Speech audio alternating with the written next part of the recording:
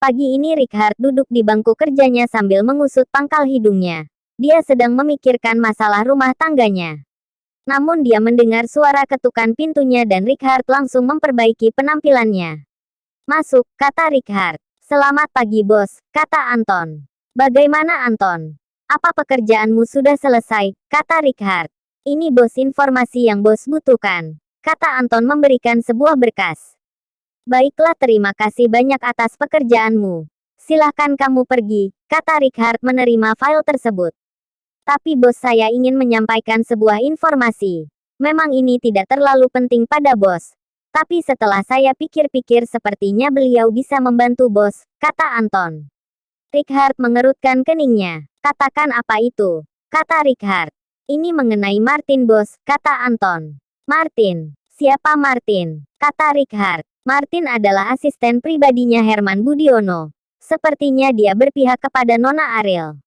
Dalam minggu terakhir ini, Martin sering menemui Nona Ariel dengan secara diam-diam di belakang Budiono.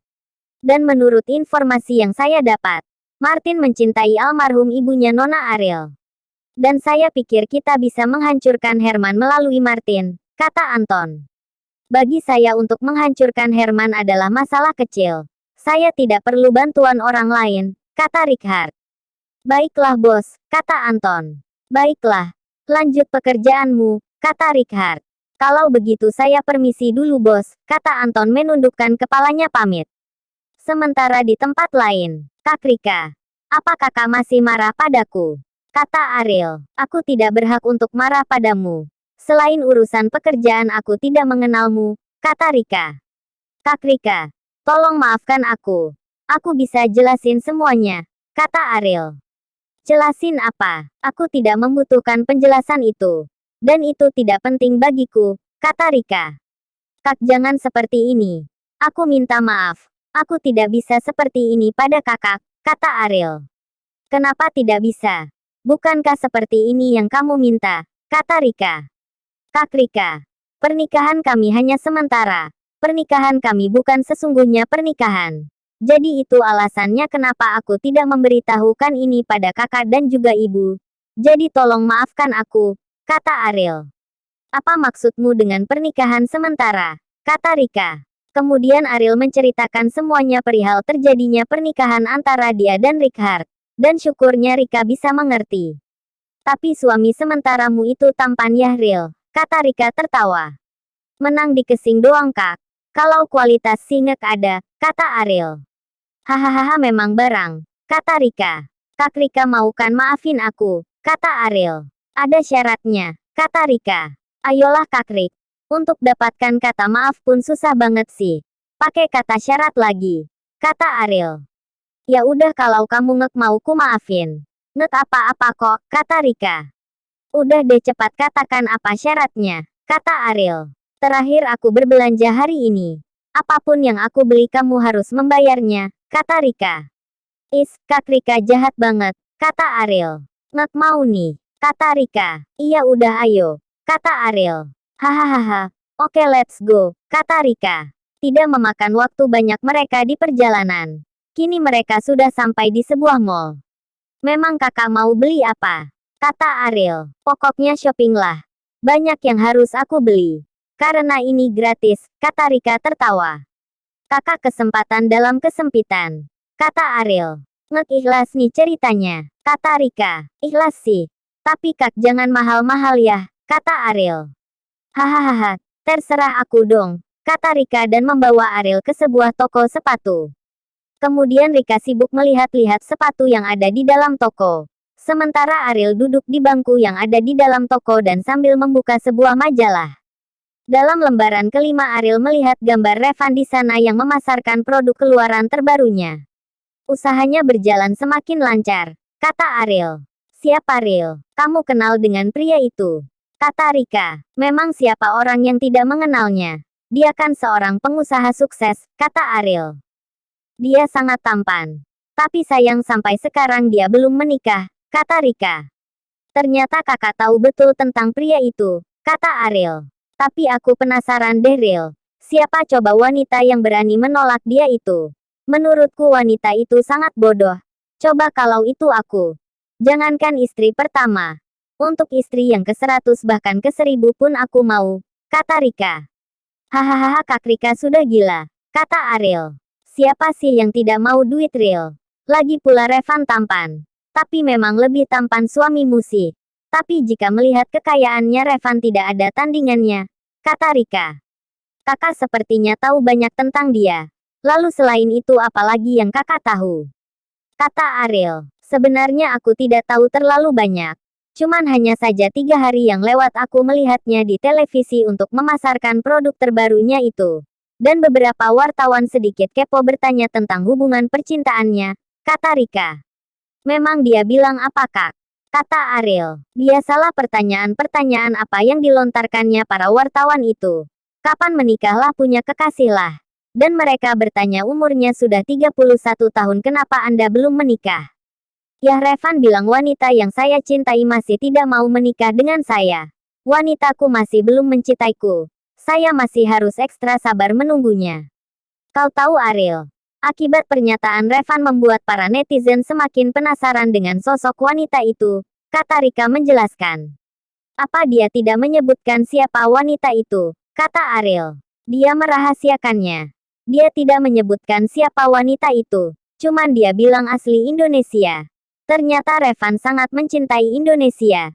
Tidak jarang Loril, pengusaha terkenal seperti Revan mencintai negara kita. Belum lagi itu di dirinya tidak ada mengalir darah Indonesia tapi dia bilang sangat mencintai wanita Indonesia itu, kata Rika. Kita kenapa jadi bahas dia sih Kak? Bukankah kita kesini mau berbelanja? Kata Ariel. Kamu kan yang duluan membahas dia tadi, kata Rika. Cepatlah. Kalau sudah siap biar kita makan dulu. Aku sudah lapar, kata Ariel. Baiklah, kata Rika dan mengambil sebuah sepatu dari sana. Setelah Ariel membayarnya, mereka pergi ke sebuah restoran yang tidak jauh dari mall untuk makan siang. Ariel kamu duluan saja. Aku akan ke toilet dulu, kata Rika. Baiklah Kak, kata Ariel. Namun langkah Ariel berhenti karena seseorang memanggilnya. Ariel, kata orang itu dan Ariel mencari sumber suara itu di sana 2 orang pria melambaikan tangan dan menghampiri orang tersebut. Ariel kan? Kata orang itu lagi. Iya, tapi siapa ya? Kata Ariel. Ya ampun Ariel kamu melupakan kita rupanya. Kata pria itu. Maaf bukan maksud melupakan kalian. Tapi jujur aku tidak mengenali kalian berdua, kata Ariel. Ya ampun Ril, ini aku Erwin. Kata Erwin sahabat lamanya Ariel. Erwin, itu kamu. Lagi pula kamu sih. Ngapain kamu buat rambutmu gondrong kirain tadi bule dari mana? Kata Ariel. Duduk dulu, kata Hans. Hans, kata Ariel tersenyum. Kamu sudah mengenaliku. Dari mana saja kamu selama ini? Kata Hans. Sumpah, kalian berdua sangat berbeda sekarang dengan pada saat kita SMA dulu, kata Ariel. Dari mana saja kamu? Kata Hans. Kalian yang dari mana? Kata Ariel. Aku memang baru seminggu ini balik dari luar negeri dan Hans juga baru 2 hari kemarin balik juga, kata Erwin. Memang apa pekerjaan kalian sekarang? Kata Ariel. Aku tidak punya waktu banyak Ril. Aku libur hanya 2 minggu setelah itu aku balik lagi, kata Hans. Balik kemana? Kata Ariel. Dia sudah super sibuk sekarang Ril. Dia jadi pilot, kata Erwin. Benarkah Hans? Berarti kamu sudah jadi orang hebat sekarang, kata Ariel. Terus kamu kerjanya apa sekarang? Kata Hans. Aku hanya pengangguran sekarang, kata Ariel tersenyum. Kalau begitu kamu menikah saja denganku.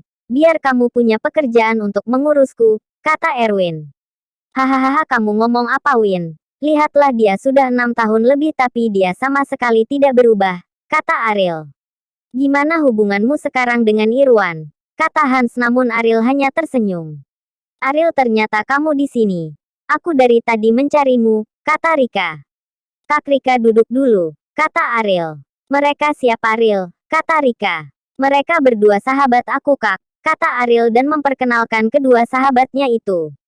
Tidak lama kemudian seseorang bergabung lagi dengan mereka. Sorry guys gue terlambat. Tadi gue ada meeting mendadak, kata Irwan. Melihat kehadiran Irwan membuat nyali Ariel menciut. Irwan duduk tepat di hadapan Ariel. Sebisa mungkin Ariel membuang pandangannya dari Irwan. Ternyata kalian sudah janji rupanya. Kalau begitu kami pergi dulu, kata Ariel. Kamu mau kemana, Ril? Kita udah lama lo nggak ketemu sama kamu, masa kamu langsung main pergi gitu aja, kata Erwin. Nggak ada yang boleh pergi. Sebenarnya ada masalah apa sih pada kalian berdua? Kata Hans. Aku nggak peduli tentang masalah kalian berdua. Aku hanya ingin bertemu dengan kalian semua. Jadi tolong jangan membawa-bawa masalah di antara kalian, kata Erwin. Mendengar perkataan kedua temannya, Ariel akhirnya mengurungkan niatnya untuk pergi dan memilih bertahan demi menjaga perasaan kedua sahabatnya. Suasana hati Ariel pada hari ini sangat tidak enak. Untuk meninggalkan tempat ini tidak mungkin baginya karena dia pun sebenarnya masih sangat kangen kepada kedua sahabatnya itu. Sementara perasaan terhadap Irwan kini mulai hilang akibat kehadiran Richard di dalam kehidupannya. Ariel tidak tahu sejak kapan perasaan itu berubah. Namun bukan Ariel orangnya kalau tidak bisa memendamnya sendiri. Erwin dan Hans memiliki sifat berbeda. Erwin kepribadiannya dominan dengan sifat hangat dan garing sementara Hans memiliki sifat yang dingin. Jika mereka bersama Erwin yang sering menjadikan candaan. Tetapi jika saatnya Erwin berbicara serius atau marah dia tidak peduli berhadapan dengan siapa. Sementara Hans selalu berbicara dengan intinya saja. Tidak perlu berbasa-basi dan jika berbicara dia tidak pernah memikirkan perasaan hati lawan bicaranya sakit atau tidak. Begitulah sifat kedua sahabatnya Ariel. Apa kamu tidak ingin mengundurkan diri dari pekerjaanmu? Kata Erwin pada Hans. Kenapa harus mundur? Kata Hans. Coba deh kamu bayangkan. Jadi pilot itu mengerikan. Kita tidak tahu pesawat jatuh pada saat kapan dan tidak ada kemungkinan bisa selamat jika terjadi kecelakaan. Belum lagi itu, kamu tidak memiliki waktu luang jangankan untuk bertemu dengan pacar, bertemu keluarga pun susah. Bisa-bisa nanti kamu jadi perjaka tua karena pekerjaanmu itu. Wanita pun akan berpikir 1000 kali untuk menikah denganmu karena pekerjaanmu, kata Erwin. Memangnya pekerjaan apa yang tidak ada resikonya? Kalau masalah jodoh aku belum memikirkan itu, kata Hans. Terus Ril, apa kamu tidak ingin mencari pekerjaan? Kata Erwin. Apa? Kamu mau cari pekerjaan Ril? Tanya Rika. Kalau kamu butuh pekerjaan kamu datang saja ke kantorku. Kebetulan lagi ada posisi yang kosong. Kata Irwan menawarkan pekerjaan pada Ariel. Maaf soal itu aku hanya bercanda. Kata Ariel. Ternyata kamu masih peduli pada Ariel. Kenapa sih kalian berdua ngekbalikan saja? Kata Erwin. Apa-apaan sih Win? Kata Ariel. Memangnya kenapa? Toh juga Irwan masih mencintaimu, kata Erwin. Kita berkumpul di sini bukan untuk bahas hubungan mereka berdua. Apa ngek ada lagi topik lain yang akan dibahas? Kata Hans berniat membantu Ariel. Namun tidak lama kemudian Putri pun bergabung dengan mereka. Sayang maaf aku terlambat, kata Putri pada Irwan. Si nenek lampir ini ngapain ada di sini? Kata Erwin. Siapa lo sembarangan ngatain orang nenek lampir? Kenal aja bukan, kata Putri. Syukur deh jika kamu tidak mengenal kita. Kita pun sebaliknya, kata Hans. Ariel ternyata kamu di sini juga, kata Putri namun Ariel tidak merespon sedikit pun. Maaf soal apa yang terjadi padamu seminggu yang lalu aku sangat prihatin.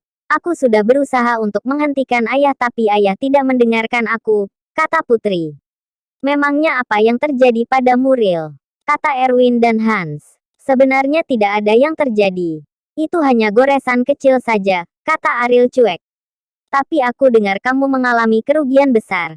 Apa kekasihmu tidak menolongmu atau jangan-jangan kamu sudah dicampakkan lagi?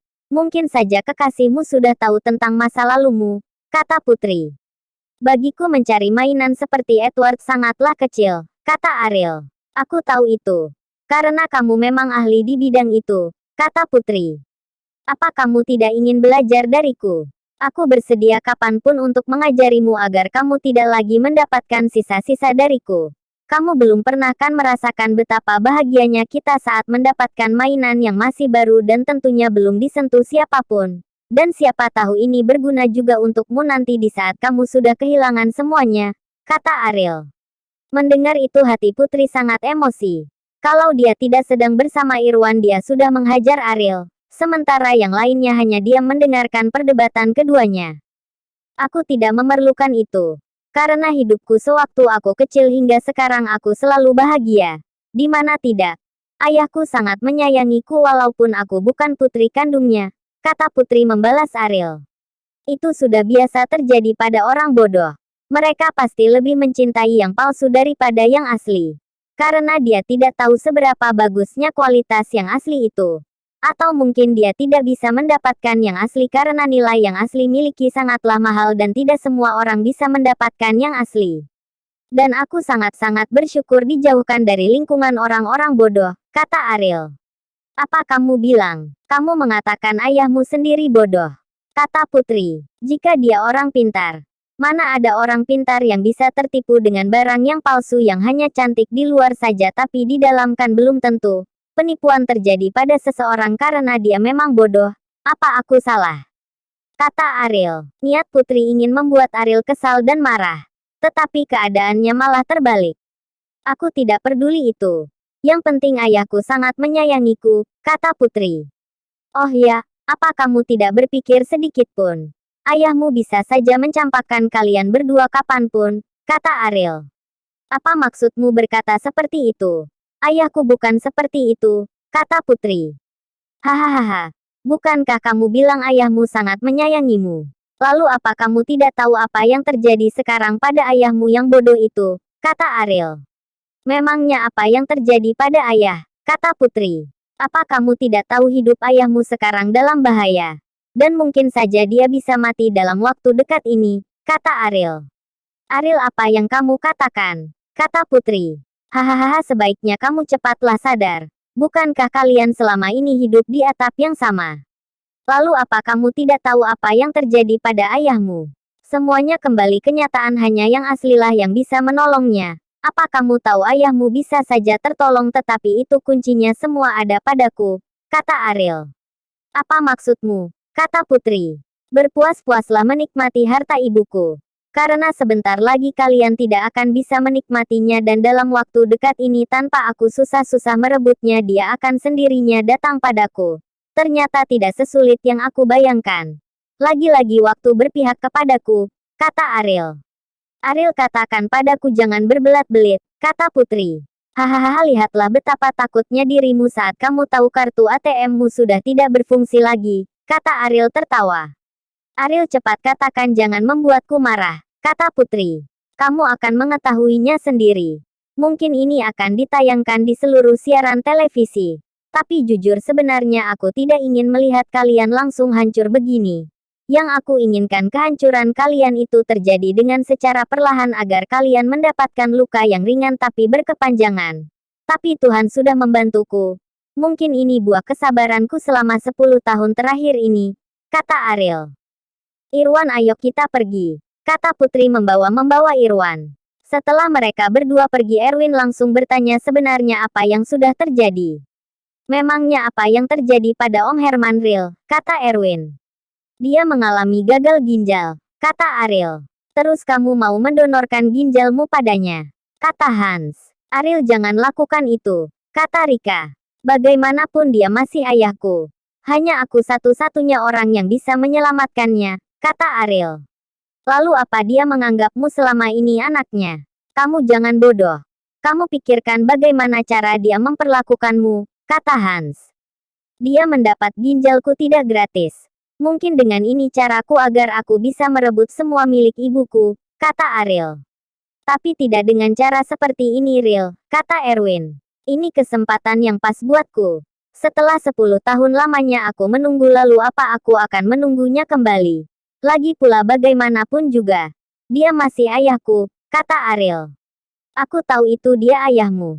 Tapi apa pernah dia melihatmu sedikit pun, kata Rika. Aku tahu itu. Tapi dia sudah mendapatkan ganjaran yang setimpal atas perbuatannya selama ini padaku. Aku tidak ingin mempunyai dosa yang begitu besar terhadap orang tuaku. Ini adalah cara Tuhan untuk membantuku, kata Ariel. Terserah kamu saja kalau begitu. Bagaimanapun itu hakmu. Kami tidak bisa melarangmu, kata Hans.